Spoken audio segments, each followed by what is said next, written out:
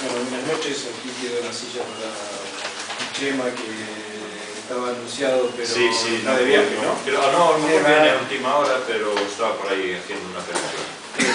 Bueno, primero que nada agradecer como siempre a la editorial Amargor que haya elegido nuestro centro para presentar Impersonal, este nuevo libro de Ángel Cerviño, y a él que haya venido hasta aquí para este acto.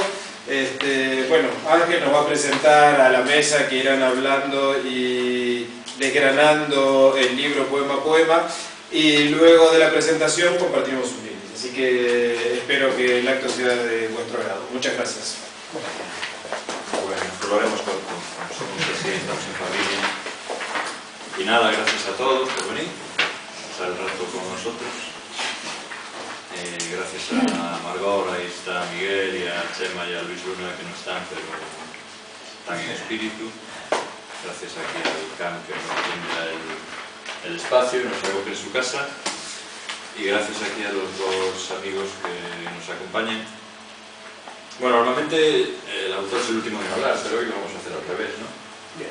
Bueno, y no será la única cosa que hagamos al revés. Entonces, con Ernesto y con José Luis, la verdad es que están unidos a todo mi trabajo desde el principio, por lo menos a la recepción de mi trabajo. Bueno, todos sabéis que yo empecé en esto un poco tarde, que mi carrera es atípica dentro del sistema literario. Publiqué el primer libro con más de 50 años. Por un raro milagro el libro ganó el premio Ciudad de Mérida en el año,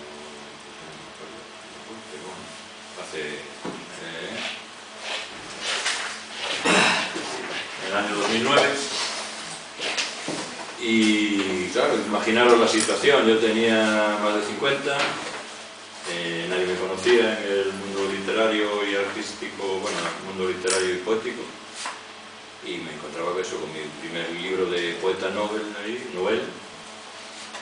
sin saber muy bien qué hacer. Igual estábamos comentando antes que Sergio Gaspar, el editor de DVD, cuando se enteró de que había ganado el premio de Mérida, un gallego que nadie sabe quién es y que el libro se titula algo del ave fénix que caga no sé qué cosa, pues dijo, pero qué mierda es esa.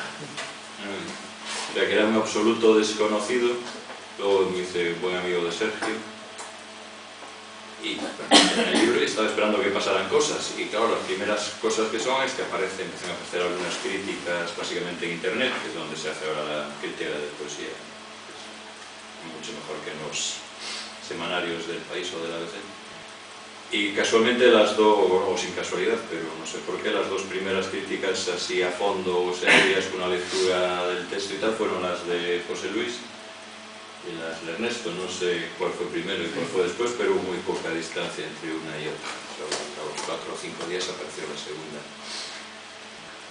Entonces, bueno, tengo que darle las gracias por estar hoy aquí acompañándome, pero sobre todo tengo que darle las gracias por aquel empujón en el primer momento con una persona a la que no conocían de nada y con un libro que les sorprendió y alguna cosa les gustó. Hoy están aquí, un poco se cierra ese ciclo de 3 libros, porque este es el tercer libro de poemas ya, después de El ave fénix vino el por qué hay poemas y no más bien nada. Yo creo que este tercero cierra ese ciclo de 3 libros divididos en 3 partes cada uno. No sé por qué salió así tan ternario ese ciclo, no lo tengo claro. Y bueno, cierra otro punto también, el prólogo. Hay que no le dar las gracias, aunque es ausente obviamente, muy ausente porque está en Londres, a Eduardo Moga, que escribió un magnífico prólogo para este libro. Yo recuerdo que un par de años antes de ganar el premio y de editar El ave fénix, leí una crítica de Moga en la revista Letras Libres. Era una crítica sobre un libro de la poeta canadiense Anne Carson, Hombres en sus horas libres, me parece. Que luego, bueno, por los que conozcáis un poco mi trabajo, sabéis que Anne Carson es una referencia clara y yo admiro muchísimo su trabajo.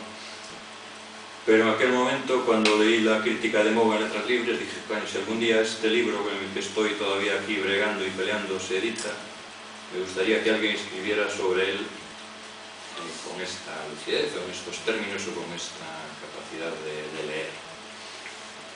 Y bueno, pues casualmente ahora unos cuantos años después pues publicó el tercer libro y el prólogo lo hace Moga y es un prólogo fantástico, por supuesto.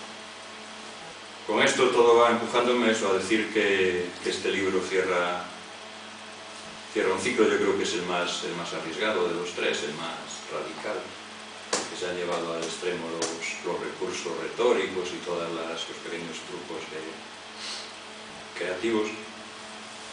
No sé, por ejemplo, en el primer libro también se decía que titulaba muy bien, que las prosas narrativas estaban muy bien. Todo eso, pues en el tercero ya desaparece, los poemas no tienen título, las prosas han desaparecido. Ya voy como soltando cosas, soltando lastre. El hecho de que los poemas no tengan título parece un tema menor, pero yo creo que induce marca el carácter del libro, ¿no? Que no hay un comienzo y un final de cada poema, sino que todo es como una superficie, un continuum ahí textual, donde no se sabe muy bien dónde acaba o dónde empieza o dónde termina una voz. Pasa lo mismo con las notas al pie, que se había convertido en un recurso así característico de mi trabajo. Aquí empiezan también a ralear, son cada vez más cortas y hay menos. Precisamente quizá porque la tarea de las notas al pie, que era introducir una voz ajena, una voz externa, una voz otra en el poema, pues ya eso era como un portillo por el que se colaban voces a los versos, y ahora como que ya no necesitaba ese portillo, ya las voces están todas embardeadas en los propios versos y necesitar que alguien les abra esa entrada. Y no sé qué más cosas. Bueno, también los tres libros que hablábamos antes, o decía yo antes lo de que eran muy ternarios, esa estructura, los tres libros mantienen una misma estructura en el sentido, por simplificar, de que, por ejemplo, la primera parte en los tres van los versos propiamente dichos. Esto es algo que decías tú, me parece, tú analizabas ya en el primer libro analizabas ese carácter tripartito ahí. En la primera parte van los versos, en la segunda parte va un poco el rollo más discursivo, más conceptual, y en la tercera pues se acogían unos textos que derivaban un poco hacia lo narrativo y hacia cierta ficción ahí de las voces.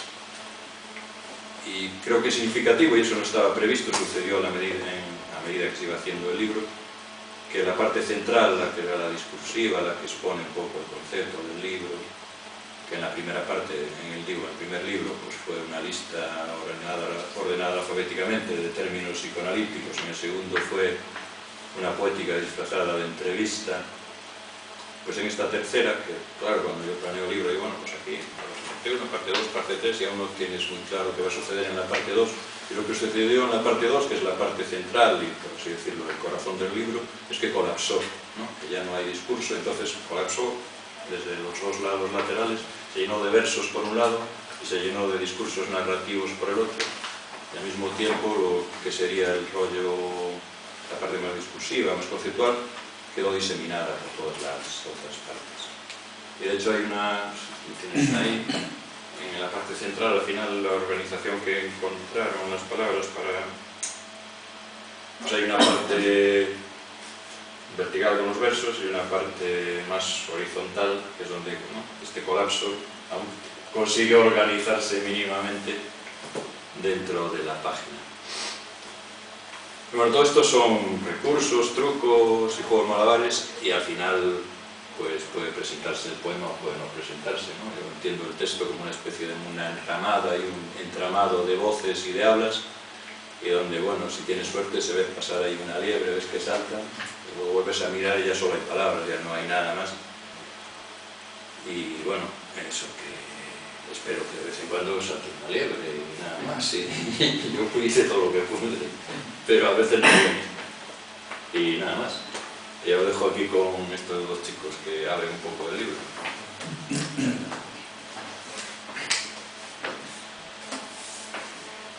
Bueno, yo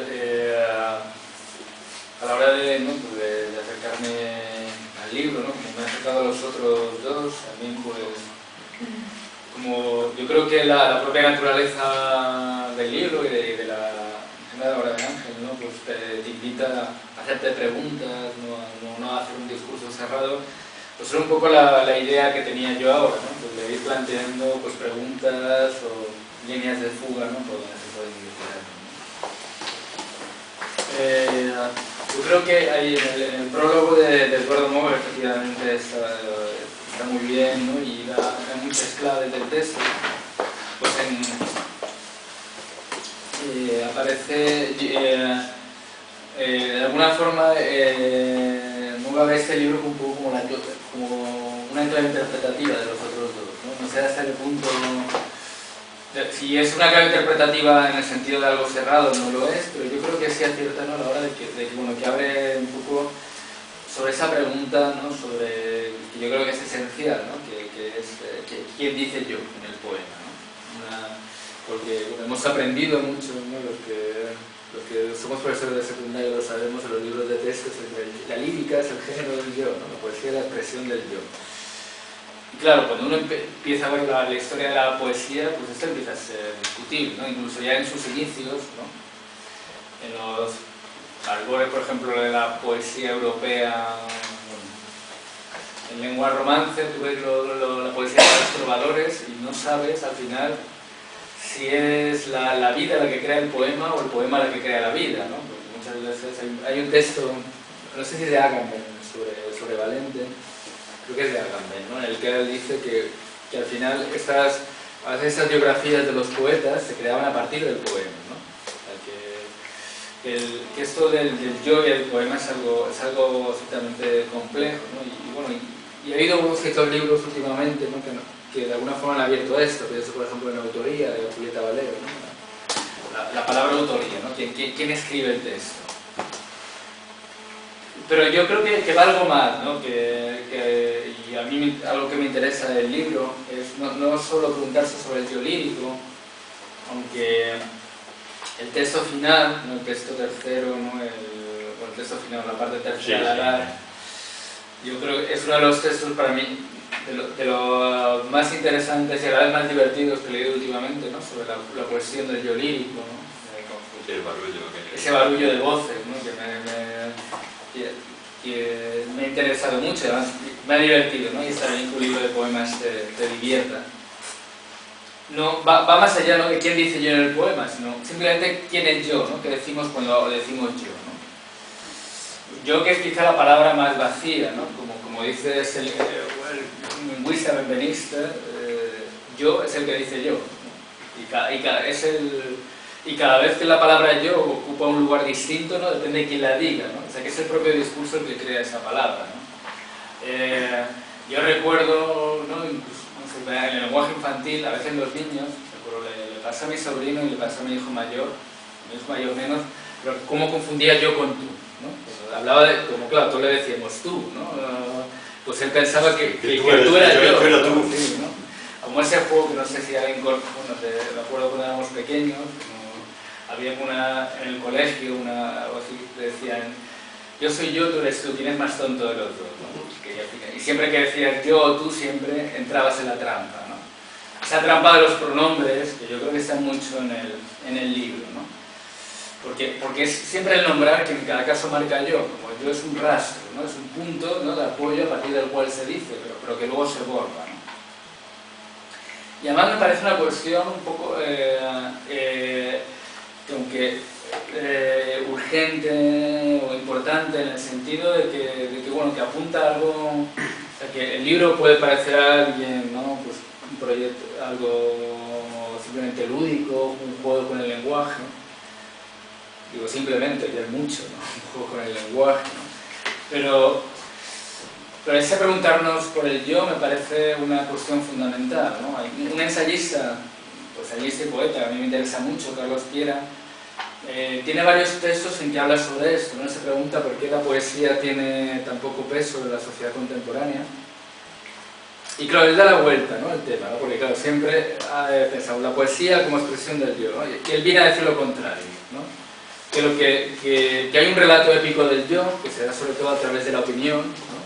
Todos queremos tener opiniones propias, ¿no? Y si escuchamos esa opinión en los periódicos, en los tertulianos, ¿no? Vamos reforzando un relato épico de nosotros mismos, pero viene la poesía y problematiza ese yo, ¿no? Ya desde por lo menos el romanticismo, sino antes, ¿no? Y nos dice, no, como Rimbaud, yo es otro, ¿no? ese yo, ¿no?, tan perfecto que queríamos crear, pues ya no está, ¿no? Y por eso, como se dice aquí en uno de los poemas, ya no se hace pie. Ya no se hace pie, y me parece una expresión muy acertada, ¿no? Pues, frente a toda una tradición de la poesía como género del yo, pues tenemos ahí, por ejemplo, cuando Keats habla del poeta como lo más impersonal que existe, ¿no? Como lo más vacío, ¿no? O pensamos en Pessoa, ¿no? Lo que pasa es que aquí el drama ingente de Pessoa se ha convertido en un drama del lenguaje, ¿no? En un drama sin dramatis personae, una dramatis personae que es el propio lenguaje, el propio hablar. En una época además como la nuestra, ¿no?, en la cual ese imperativo del sé tú mismo está metido en todos lados, ¿no? Hay todo un discurso en torno al yo, ¿no?, un lenguaje que parece, ¿no?, hecho una serie de discursos políticos, publicitarios, ¿no?, que se basan siempre, ¿no?, en pasarnos la mano por el lomo, ¿no?, y diciendo lo fantásticos que somos, ¿no? Yo recuerdo un anuncio que se me ha olvidado la marca que anunciaba. No era modo anuncio. Que decía sé tú mismo, claro, y la forma de ser tú mismo era consumir determinada bebida alcohólica, o sea que sé tú mismo en el fondo es ser como millones de personas, ¿no? Y entonces, claro, el poema, por lo menos el poema moderno, lo primero que nos dice que eso de sé tú mismo es una frase a menudo sin sentido, ¿no? Que el yo mismo cada vez se construye de una forma distinta, ¿no? Que, como decía Deleuze, ¿no?, el sujeto él decía que es un plegamiento, ¿no? No es un adentro inmaculado y afuera de dentro, ¿no?, sino que lo que hace es plegar todas las voces que vienen de fuera, todos los discursos, ¿no?, e introducirlos, ¿no? Y que ese es el sujeto, ¿no? Un poco como decía también Foucault, ¿no?, que es en el doble sentido de ser sujeto y estar sujeto, ¿no? Como de alguna forma el poder necesita, ¿no?, tener un sujeto con DNI, con gustos propios, con lo que se llama persona jurídica y un nicho de mercado, ¿no? Alguien como ahora en internet, como donde van identificando tus gustos, tus opciones, las páginas que entran, y ahí vas dibujando ese yo como cliente potencial. Por eso me interesa cuando Ángel habla, por ejemplo, en un texto, habla del mercado negro del decir, ¿no? O sea, de esa parte un poco clandestina que tiene un decir que no se pliega a una voz fácilmente detectable, ¿no? Y eso es algo que también habla Moga en el libro, ¿no?, cuando dice que es una poesía que intenta eludir los controles, ¿no? Hay un fragmento, ¿no?, cuando dice, ¿no?, que parece como un informe policial. Se tienen fundadas sospechas acerca de que pudiera el significante estar trabajando en secreto y a tiempo parcial por cuenta del inconsciente. Lo dice, y todos los excedentes rítmicos que enmarañan la circulación de sentidos y aproximan el decir al canto, así burlar controles, ¿no?, para entrar, romper de pronto con los lenguajes codificados, ¿no?, y abrirse a otra cuestión, ¿no? Y no sé, estoy tocando muchas cosas un poco deslavazadas, lo sé, ¿no?, pero también me dio por pensar en un fenómeno del que no hablamos nadie, pero que está ahí. No sé si habéis hecho un vistazo a los suplementos de los periódicos, en las listas de los libros de poesía más vendidos, ¿no? Pero me han entrado de pronto una serie de fenómenos a través de internet. Cantantes, sí, ¿no? Sí, cantantes y tal, ¿no? Que claro, yo a lo poco que me ha asomado de eso, claro, es una regresión tal, ¿no? Una poesía sentimentaloide, donde no hay ninguna problematización del lenguaje, menos aún del sujeto, ¿no? Que de alguna forma, ¿no?, nos muestra un poco como ese cierto narcisismo contemporáneo, ¿no?, que ese mensaje constante del pensamiento positivo, de ser tú mismo, ¿no? Y por eso quizá necesitamos discursos que rompan con eso, ¿no? Y algo también que me interesa mucho del libro y de la obra de Ángel en general es cómo prolonga ese espíritu de las vanguardias, también lo que tienen de lúdico, de juego, ¿no? Pero un juego como juegan los niños, que juegan muy seriamente, ¿no? O sea, poner juego y seriedad me parece un error, ¿no? Incluso a veces yo creo que Ángel juega a tomarnos el pelo, ¿no? Cuando dice, por ejemplo... Sin querer. Sí. ¿No? Dice, no, también en un texto dice, el autor va de farol en esta mano, ¿no? Te estoy engañando, ¿no? Y está muy bien, ¿no? Que jugar con eso, ¿no? Y... Sí, la verdad es que, nada, te voy a decir, que ese está bien porque eran un poco, pues como restos de otras escrituras o de otros poemas, por llamarlos así. Y no quería tirarlos y no sabía qué hacer con ellos, entonces los reuní todos, hice dobles parejas con una I de estas anglosajones y los reuní y confesé al principio, el autor solo tiene dobles parejas. Y bueno, es un poco... Todo es verdad, todo lo que dice en el libro, todo es verdad, hasta las mentiras. No, es algo muy interesante, ¿no? Y es como ahí en el libro, lenguaje, yo diría que es una verborrea saludable, ¿no? Y que te abre la mente, ¿no? Es como un lenguaje, un discurso podría perpetuarse, ¿no? Y ir abriendo siempre a nuevas cuestiones, ¿no? Y a mí me ha dado por pensar, bueno, la verdad que es una excusa para también por pensar también en Ortega y Gasset, ¿no? Porque yo creo que una cosa que ha hecho mucho daño en España a la percepción de las vanguardias es que siempre se nombra como gran libro de las vanguardias de la deshumanización del arte, ¿no? Y yo creo que una de las personas que peor ha entendido lo que eran las vanguardias fue Ortega y Gasset, y perdonad por que lo diga, ¿no?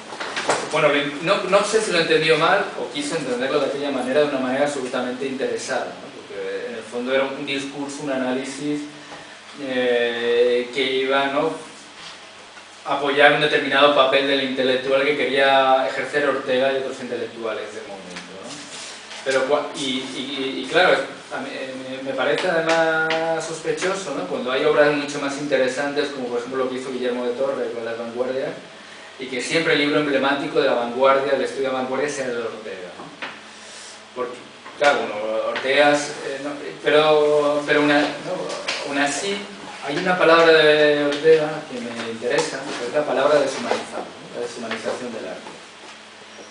Si uno se lo toma literalmente, pues es para matar a Ortega y Gasset, ¿no? Porque ¿qué tiene que ver? ¿No? Si, claro, ahí Ortega selecciona lo que le interesa, ¿no? Por ejemplo, claro, no mira ni al expresionismo ni al surrealismo, y entonces puede hablar de ese juego, ¿no?, al margen de todo, ¿no?, como que en el fondo está jugando un elitismo intelectual y político peligroso, ¿no?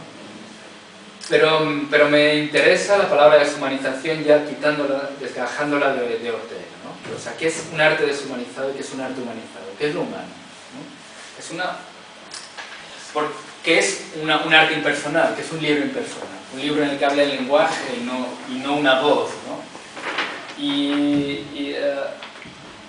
Claro, hay algo que apunta Mogan en el prólogo que es interesante, ¿no? Él dice, es impersonal porque ahí estamos todos. Y yo creo que es una sugerencia que hay que tomar y que no hay que dejar de lado. Porque claro, que pienso, por ejemplo, un poema, una poesía como la de Celan, es arte humanizado o deshumanizado, ¿no? Parece deshumanizado en un sentido, ¿no? Porque rompe, ¿no?, todos los lazos emocionales, sintácticos, etc., ¿no? Pero de alguna forma lo que está haciendo es romper con todos los tópicos del humanismo, del humano, ¿no? Esos tópicos del humano que no impidieron, ¿no?, toda la barbarie que se produjo, ¿no?, y que se sigue produciendo hoy día, ¿no? Entonces, o sea, repensar lo humano, el lenguaje, me parece algo siempre muy saludable, ¿no? Algo hizo Heidegger cuando habló en su carta del humanismo, cuando dice, bueno, de alguna forma esto del humano hay que pensarlo. Lo que pasa es que el discurso de Heidegger está viciado desde el principio porque en cierto modo es una apología de sí mismo, ¿no?, de su intervención con la Alemania nazi. Pero ya, no sé si me estoy explicando, ¿no? Pero me interesa, ¿no?, eso de pronto decir un yo ausente, una voz humana ausente, quien está hablando aquí, el lenguaje, una máquina de lenguaje que está produciendo, o a partir de ahí, de ese magma caótico o aparentemente caótico, pues no hay como una idea de, bueno, vamos a empezar a hablar de nuevo, ¿no? Vamos a empezar a plantear qué es el lenguaje, qué es lo humano, qué es ser persona o cuántas personas nos habitan dentro, ¿no? Porque al final, ¿no?, el lenguaje es lo humano, ¿no? Y no el lenguaje entre humano y no los dioses, porque los dioses al final acaban callándose, ¿no? Y por eso, pues antes de pasar la palabra a Ernesto, quiero acabar con esta especie de parodia del Génesis, donde de alguna forma el dios se calla al final y entonces lo que entra es el lenguaje humano, ese babel de voces, ¿no? Pequeños altibajos del Génesis. El primer día enseguida se le fue de las manos. El segundo día cayó en la cuenta. El tercer día voló los puentes. El cuarto día corrimos hacia los barcos bajo una lluvia de flechas. El quinto día se lo jugó a los dados y no lo perdió entero. El sexto día, la contraseña era un bufido apenas perceptible que nadie acertaba a repetir. El séptimo día delineó la costa y decantó los arenales. Y la octava noche enmudeció. Vale, pues a ver, yo quería un poco aproximarme al trabajo, a la obra de Ángel desde otro lugar, y es, como yo también, sin saberlo, contemplo este texto como una especie de cierre de ciclo, y este ciclo para mí personalmente se inició allá por el mes de junio de 2010, que fue cuando llega a mis manos este libro, su primer libro que yo conocí, una autora que no tenía ni idea quién era, yo incluso no vivía en Madrid en aquel momento. Lo leí y bueno, hice un texto crítico que después se publicó y después en 2013 estuvimos en Vigo con el otro texto, el siguiente libro, y ahora aquí pues casi quería hacer una especie de rebobinado hacia atrás, ¿no? Es decir, arrancando por este impersonal y tratando de acabar en lo que fue un poco la lectura que en aquel momento hice del primero, pero claro, entre el 27 de julio de 2010, que fue cuando apareció esa reseña, y hoy han pasado un montón de cosas, tanto personales como sociales, que impactan en la propia lectura del texto, ¿no? Y voy a empezar por algo que ocurrió ayer. Ayer me topo con una contraportada de un libro que ahora diré, leo la contraportada de lo que dice que habla ese libro, y de pronto leo un párrafo y me di cuenta que esa contraportada no corresponde al libro que supuestamente relata, sino que describe Impersonal, de Ángel Cerviño, sin saberlo el propio libro.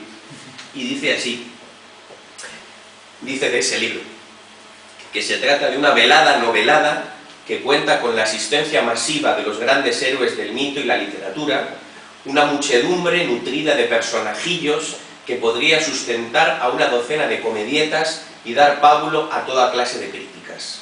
Una juerga de jergas y lenguajes que se confunden promiscuamente con el castellano para dejarlo cada vez más ancho y aquijotado.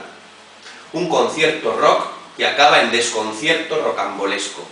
Drogas, pornografías y terrorritmos de un party insano.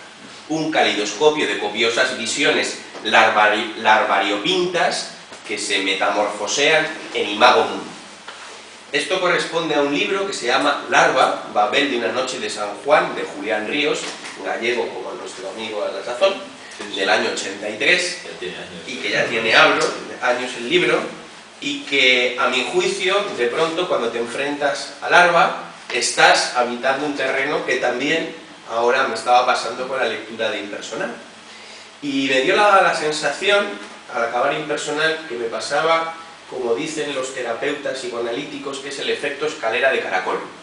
Y es que pareciera en cada vuelta de la escalera de caracol que estás en el mismo punto, pero estás más alto, no estás más bajo.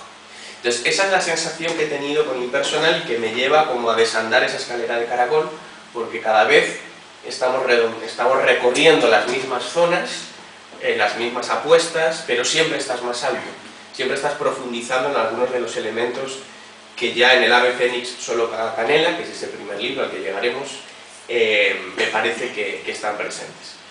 Y ese efecto de caracol con Impersonal me hacía... A mí siempre me he enfrentado a los tres libros de Ángel que he leído de una manera más profunda, ante el hecho de encontrarse ante una especie de mundo-palabra, ¿no? Y claro, un mundo-palabra, como todos los mundos sociales, son campos de fuerzas donde operan distintas voces, distintos actores, y es precisamente en la tensión, en esa dialéctica del campo de fuerzas, donde operan muchas de las dimensiones de aquello que llamamos vida, mundo social, cultura, arte, etc. si cada libro de Ángel es esa especie de mundo palabra, ¿no?, que en sí mismo tiene un territorio, un espacio dinámico, pues nos vamos dando cuenta como cada vez más esa impersonalidad en el fondo está plagada, está habitada de un montón de actores, De hecho hay algo que señalaba antes José Luis que me parece interesante, ¿no? Precisamente la problematización del sujeto, el vaciamiento del sujeto es lo que permite llenarlo de muchas cosas, ¿no? Pues a mí me daba un poco esa sensación, ¿no? El impersonal se vuelve a llenar, a rellenar de una cantidad enorme de actores, de tiempos, de voces, que construyen ese mundo palabra que a su vez no se cierra en sí mismo, sino que acabas el libro y sigues como proyectándote hacia otras voces y otros actores no contemplados en el libro que están, en cambio, como pululando con él, ¿no? Es decir, acabar un libro de Ángel es tener una sensación un tanto extraña, desasosegante, yo diría incluso, en donde como de alguna manera no tuvo inicio y no tuvo final, pero en cambio parece que una letanía, ¿no?, que continúa, pues tienes que estar como reconstruyéndolo. Por eso me iba como a otros libros que se ponían a dialogar casi de manera inmediata con impersonal y acababa siendo ese mismo libro. Era una cosa rarísima, ¿no? Era como estar obligado a releer a Ángel desde las voces de otros. En fin, a mí me parecía que era un libro que tenía esa capacidad, ¿no? Y entonces, pensando sobre esto, recordé, ¿cómo se llama la librería? ¿Lemus? Versus. En Vigo. Versus Vigo 2013. Estábamos allí, Carlos Fernández y yo, acompañando a Ángel con el anterior libro, porque hay poemas y no más bien nada, y me puse como a recuperar las notas de aquello que me tocó un poco exponer, y de pronto aparecían cosas que están en impersonal, pero ya digo, con ese efecto escalera de caracol, siempre más alto, ¿no? Y por ejemplo, yo recuerdo que cuando leí ese texto me pareció que Ángel era un vibrador, alguien que, como en el fútbol, ¿no?, que es capaz de driblar. ¿Y a quién está constantemente como driblando Ángel, no? Pues por ejemplo, si tratas de leer el libro desde una especie de teoría crítica, de poética, de la vanguardia, pues también se te escapa, ¿no? Porque de pronto no le puedes tampoco como colocar el marbete de poesía puramente experimentalista, que lo es, pero es muchas más cosas, ¿no? Entonces te pones a mirarlo y hay otros que dicen, bueno, pero tiene trazos o de elementos posmodernos, pero tampoco, o sea, de pronto lo engañan, ¿no? De pronto el defensa posmoderno lo tienes delante y se escapa, ¿no? Le hace una cinta y se escapa, ¿no? Y dices, bueno, pues es que entonces dialoga con ese lenguajeo de la poesía latinoamericana, y sí, pero tampoco, también se escapa de esa categoría, ¿no? Está siempre como en fuga, se fuga de todas esas tradiciones bebiéndolas, o sea, incorporándolas, y lo vemos incluso en el aparato de citación que hay en el propio libro, ¿no? Está recuperando pues, a Lorenzo García Vega, ese cubano extraño, si mal no recuerdo, el Benjamín del grupo Orígenes, ¿no? Sí, que murió muy mayor, pero que vivía en Miami, pero no pertenecía a esa comunidad cultural, expulsado de todo, ¿no? Fuera de todo. Recuerdo también que en aquel momento, de 2013, me parecía que en mucha de la obra de Ángel estaba un anhelo que tuvo mayor trascendencia en la literatura anglosajona, norteamericana, menos en la española. Quizá ahí habría que irse a autores, pues incluso que José Luis conoce bien, como Crespo y demás, que es esa idea del verso proyectivo, ¿no? De pronto una estructura de versificación rítmica que desde luego nada tiene que ver con el modo de construir palabra poética en una parte de la tradición, incluso de la tradición moderna y contemporánea, sino que es un verso que se expande, que no tiene fin, que de alguna manera dialoga con un tiempo contemporáneo. Yo creo que ahí viene... Sí, por supuesto.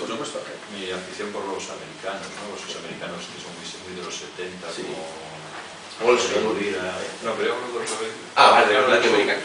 De Rodrigo Lira o bueno, incluso nadaístas colombianos, ¿no? Que era gente que bebía mucho de los americanos del norte, de los Beatles y por ahí. Así que por ahí Olson andaba, ellos a lo mejor lo bebían de forma... Sí, de los language, ¿no? De los language. Sí. Y recuerdo también como que en aquella época, o sea, en 2013, que es hace poco, pero yo tengo un recuerdo como que fue hace mucho. Hace un huevo de tiempo. También un poco una poética del vaivén, ¿no? O sea, los libros de Ángel estás... No sé si... A mí me pasa con ellos que estoy leyendo, pero de pronto vuelvo hacia atrás y vuelvo hacia adelante y nunca tengo muy claro exactamente en qué parte del libro estoy y estoy constantemente en un vaivén, en idas y venidas, ¿no?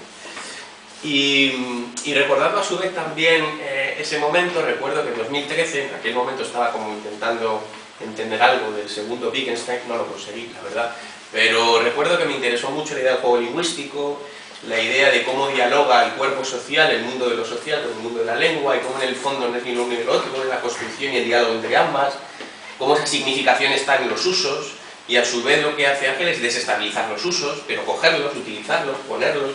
Hay voces que son voces de un lenguaje coloquial con neologismos, por ejemplo, y se pone a dialogar. Entonces, como que ahí había un montón de cosas que me interesaban, ¿no? Y recuperando las notas de 2013, pues me tuve que ir a las notas de 2010, claro, del momento en el que llegó a mis manos el primer libro, del Ave Fénix. ¿Tú estabas en Londres? Yo estaba en Londres, vivía en Londres en aquel momento, que incluso recuerdo con cierta desazón el propio título, ¿no? Porque claro, no es normal que un libro de poemas se llame El Ave Fénix, solo caga canela, ¿no? Y hay una cosa curiosa que yo insistí mucho con Juan Manuel, el que fue el maquetador, Juan Manuel Macías, maquetador de DVD, y bueno, poeta, traductor y tipógrafo. Insistí mucho en que la palabra caga y poemas que estuvieran yo les que se tocaran, pues con la composición. A mí me resultó como muy... Claro, muy atípico, ¿no? Claro, por encima descubres que el autor tenía más de 50 y era totalmente atípico para el mundo de lo poético en aquel momento. Sí, sí. Como bien has dicho. Entonces recuperé como las notas de aquella reseña y sobre todo recuperé el modo, el cómo se construyó esa reseña, que puede parecer un elemento baladí, pero para mí no lo era. En aquel momento mis condiciones materiales de vida eran bastante incómodas, es decir, escribí en una mesa bastante incómoda, en una silla que me destrozaba en la espalda todas las tardes, y fue un lugar de escritura y de lectura bastante intensiva. Y sin embargo ahora, recordando aquello y leyendo un poco la reseña, creo que tuvo mucho que ver el modo de lectura, porque también la lectura de ese texto en su momento producía una incomodidad que creo que fue muy nutricia para luego acercarme al libro. Y ahí como que intentaba ordenar, a modo de líneas de fuga... Hiciste como un glosario. Sí, un glosario de palabras, de conceptos, que no pretendía como categorizar el libro, sino como establecer un cierto diálogo con él, a sabiendas de que el libro se escapaba con mucho a este glosario, ¿no? Y ahí utilizaba términos como asociación verbal, lo que implicaban romper eso que se llamaba las cadenas de significación, ¿no? Es decir, como de pronto en los libros de Ángel las cadenas significantes pues se rompen, quedan absolutamente diluidas, es una especie de disyuntura constante, ¿no? La idea también de catarsis, pero no en el sentido griego, sino más bien en el sentido de un teatro de la lengua que en sí mismo tiene una potencia como campo de fuerza, ¿no? Recuerdo que también hablaba de esa idea de lo proyectivo, de la ligazón, muy pegada a la locura, es decir, cómo muchos textos de Ángel se comportan como algo que parece que el lenguaje se está ligando entre sí, está conectando ideas, pero a su vez distorsiona completamente esa realidad y te lleva a un mundo incluso irracional, incluso... Yo en este momento estaba leyendo mucho a Lacan y todos sus... De hecho, el título es de Lacan, el lacaniano, claro. Y estaba leyendo los escritos de los locos, vamos, que él trabajó y esa contaminación de cómo el terapeuta se contagia del lenguaje del loco. Pues en aquel momento para mí era como... Lo dijimos antes, la parte central es un glosario. Es un glosario alfabético de términos... Maravilloso, pero que acaba, pero no tengo gafas, no veo carajo. Pero leo las 3 o 4 últimas palabras, las 4 últimas. Sí, va por orden alfabético, entonces estamos en la T, que es prácticamente antes de la V ya. Dice transferencia de una pulsión en lo contrario, transmisión, transicional, objeto, trauma, verdad, vínculo, viscosidad de la libido, yo. Es que eso hacía falta escribirlo, solo había que ir a buscar el diccionario.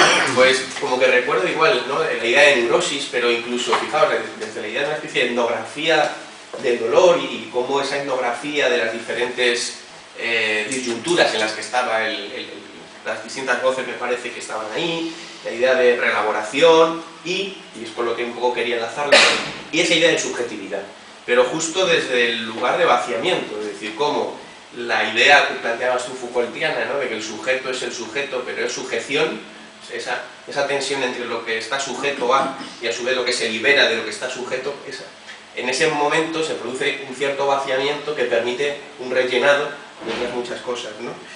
Y de alguna manera, como recuperando, pues volví a algunas palabras que para mí, del propio Ángel, que a mí me sirvieron como para cerrar en aquel momento lo que era la reseña, y que leído ahora impersonal me siguen valiendo como una especie de cierre del ciclo de los 3 libros. Y decía Ángel, palabras que parecen contraseñas y no son más que conjeturas o versos. Nada más y nada menos. Y yo lo dejo aquí y charlamos un poquito, ¿no? Si alguien quiera hablar. Hay una voz desde el público. Nada, la verdad es que no hay nada más que Estaría bien a lo mejor leer algún poema o no. Yo soy muy poco de leer, no me gusta nada. Pero bueno, a petición del público. No sé, podemos leer un poco el final ese, que es así la parte más entretenida y que no me gusta hablar. Y bueno, el final, ya decíamos antes, o dije yo antes al principio, que pertenece a esas terceras partes de los 3 libros que siempre acogían un poco el material más narrativo y más que derivaba un poco hacia la poema en prosa y tal. Y en este caso, bueno, como el libro se titulaba Impersonal y estaba todo construido sobre esa dislocación del yo, multiplicación del yo, múltiples yo, pues al final se hace una dramatis personae, una lista de personajes del libro, bueno, de una forma un poco, como decía también José Luis, irónica y un poco así, bromeando con el asunto de que, bueno, como los yos del libro son contables o innumerables, pues reducirlos a 15 o 20, hay que buscar una forma de hacerlo. Entonces leo un ratito, para no cansaros. Dramatis personae, por orden de desaparición. El autor, sin duda el gran ausente, frugal de ocultación, generoso de reserva. Es Hades restregado, fue concebido en la casilla del guardabarreras, circuncidado de urgencia la mañana del recuento. Desde entonces ese día está marcado como incomulgable en todos los aniversarios de la contienda.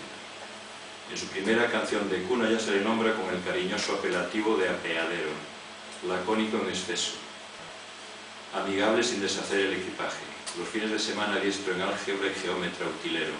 Bajo techo de cañizo va tomando ese tan característico y nada benigno aire de familia que agria la miel y mustia el centeno. El ensamblador omnisciente, reflotado de espaldas cuando el deshielo. Injertador aficionado luce en las viñas careta de fauno. Bien asido a mansa. Alguna noche se le ha oído en el descansillo trampear las lindes del roce. Las cámaras de seguridad conservan al menos 3 visiones diferentes de la realidad.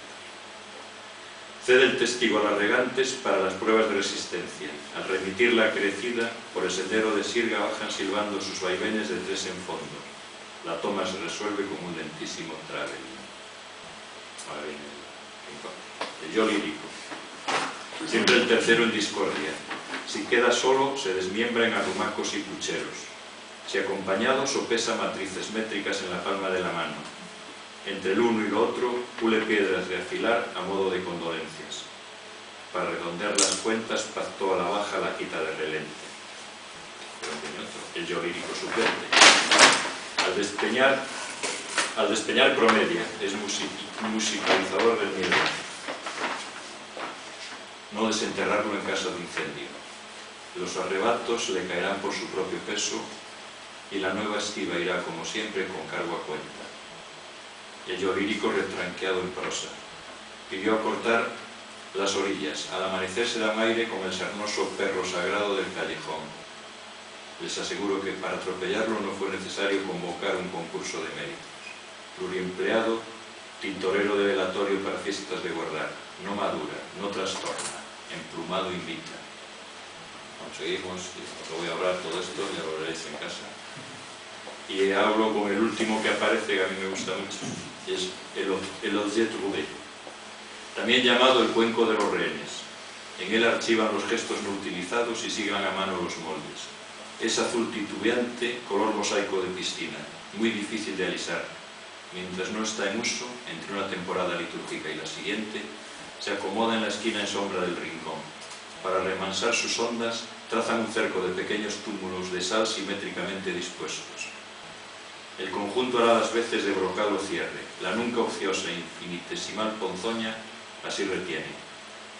Cuando el momento del ritual se acerque, solo las furcidoras vestales, en cuclillas con los muslos bien separados, podrán tocarlo. Los bordes, extremadamente resbaladizos, se sostienen a base de celajes o, en su defecto, echando mano de algún equipamiento vagamente alegórico, tal que la tensión genital de un merodeador recién casado, o una no muy exhaustiva lista de cosas infladas. Es vulva de hermana, en primavera, a fiebre a mirarlo. Ya se acaba el libro. Y ya está.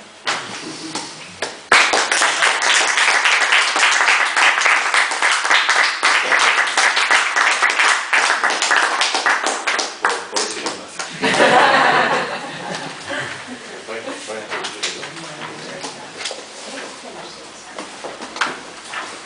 Margaritas. Tenemos un trío ahora. ¿Cómo estás? Y de voces. Sí, la verdad. Bueno, ahora salgo a tocar.